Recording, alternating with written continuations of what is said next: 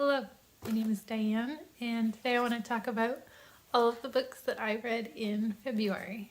I didn't finish too many books in February. I finished 6 books, and I started reading a 7th one and decided it just wasn't working for me. So I ended up DNFing that one, which is kind of disappointing, but can't like everything. Most of the books that I read, except for the one that I didn't finish, were from series. I did manage to finish 3 series, which I'm really happy about. And I also continued on with 2 other series that I had already started and am hopefully going to finish either this month or next month. But I'm very glad to see my currently reading series list getting smaller and smaller every month, especially after this month, to be able to cross 3 series off of the ones that I'm currently reading feels really good. Feels a little less overwhelming when I look at the books that I want to read when I'm making my monthly TBRs, to not have so many series, to feel like I need to try and get through all of them all at once. The first book I finished in February was Holy Sister by Mark Lawrence. This is the 3rd book in the Book of the Ancestor trilogy. This series follows a girl named Nona who is pretty young when you first meet her. She has been given away by her mother and basically sold into servitude.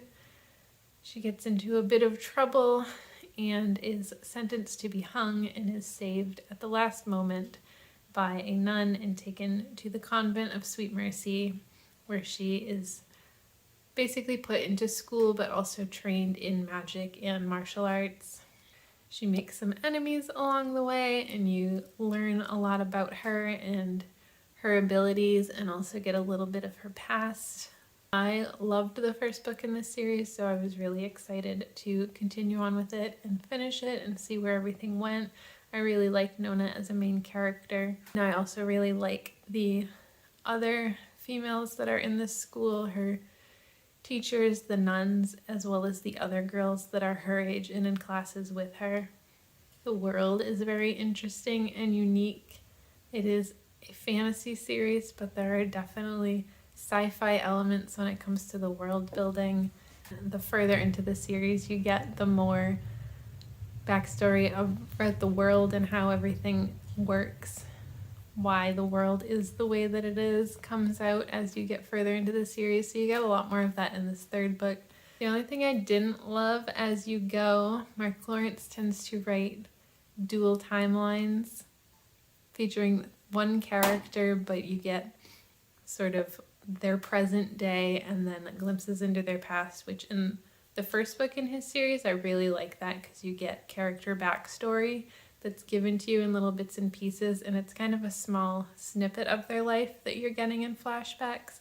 And I tend to like those types of flashback sequences more, where you're getting little pieces of one major event in the character's life that really led to who they are or a particular trait about them. But in the sequels, you get the flashbacks are what happened immediately following the previous book, and then the present day is however many years later we're at now, and you kind of go back and forth between the two, which makes sense when you want to have that time gap or an age gap, but you don't want to rush through chronologically everything. But also it kind of, for me, takes me out of the story a little bit, where you have to keep switching between these 2 storylines featuring the same characters, and unless they're like leading up to something that really solidifies them as being significant, why you're seeing the flashback versus the present day. And I think that does happen in his books. I wish there were a little less switching back and forth in the timelines. But overall, I really liked the series. I liked where it went. I think the ending was not something I would have expected based on the first book especially. That's not where I thought everything was going to go. But it also makes sense within this world and these characters, how things play out. I think it's a really interesting series. I really enjoyed it, and I'm glad I finally finished it. Then I read Before Your Memory Fades by Toshikazu Kawaguchi. This is the third book in Before the Coffee Gets Cold, where we're once again at the cafe where people can travel through time to speak with someone from their past or their future and have one last experience, one last conversation with them, a brief interaction from the time it takes them to sit down and go there until their coffee cup begins getting cold. So we once again follow 4 characters who come into this cafe looking to meet with someone, have one last opportunity to talk to them. I really like this series. I like the conversations that happen in each book as far as talking to people who you would want to see what you're hoping to get out of that experience. Some of these characters don't really know what they're expecting. They don't know what they want out of it. They just know that it's something that they're really compelled to do. Some people come into the cafe and then learn the rules and the limitations, learn that they can't change anything that's already happened or is going to happen. This is really just something for them personally, but in the grand scheme of things, it's not going to change anything. And I think that's a really interesting conversation to have. Is it worth it? Do these characters get whatever they were hoping for out of it? For some of them, it's a lot more difficult than they expected. For some of them, it feels a lot more conclusive than others. I believe there is another book coming out, I want to say later this year. So I am interested to keep reading this series for as long as it goes on. I think that it's really interesting seeing each of the specific characters. They all have pretty different circumstances of what brought them to this cafe and the relationship with the person that they're hoping to meet with. So overall, I really am enjoying this series. I'm looking forward to seeing whatever happens next in this cafe. The next book I read was Wild Massive by Scott O'More, and this is the book I decided wasn't working for me, and I decided to put it down and DNF it around 20% in. This is a sci-fi that has a lot of world building packed into it, especially right up front. I'm sure once you get your bearings, there's less information thrown at you, but at the point that I stopped 20% in, it really just felt like information overload for me. There were so many names and concepts and organizations who all have histories and relationships and major events that had happened that are all being explained, I think, pretty well. It's all laid out pretty well where you're getting information given to you as it's relevant. It just was happening so fast. The world building happened too fast for me. And I just felt like I wasn't engaging with the story. We kind of start with the main character and what's going on, and then we get some of the main character's backstory, and then we get into some other backstory. And there were just too many things going on for me.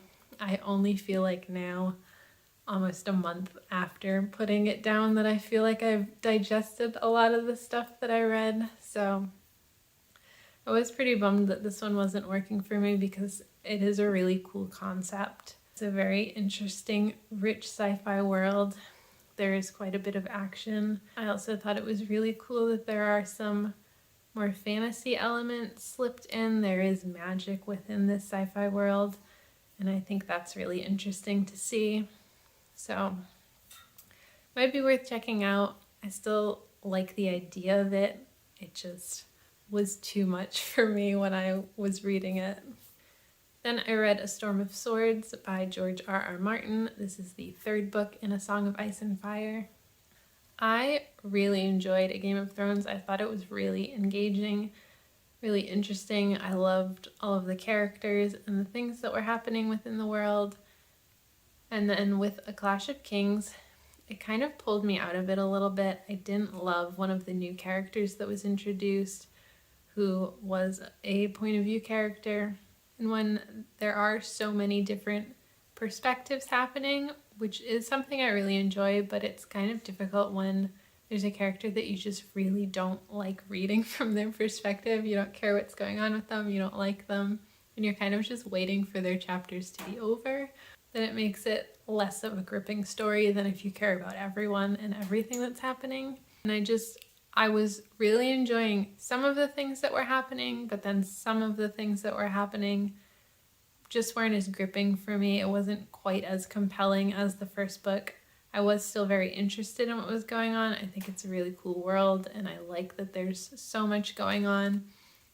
I'm only just starting to see like where everything is, like looking at the map and seeing where the characters actually are. It's just such a big world, and there are so many characters, and they're spread out all over the place. It gives a bigger idea of how and why they have no idea what's going on with each other, which is something I think is cool. The characters have no idea what's going on with the other characters. They only know what little news makes its way to them, or if they happen to wind up in the same place as each other, then they'll find other things out. And they're all kind of just seeing from obviously their perspective what's going on within the entire world.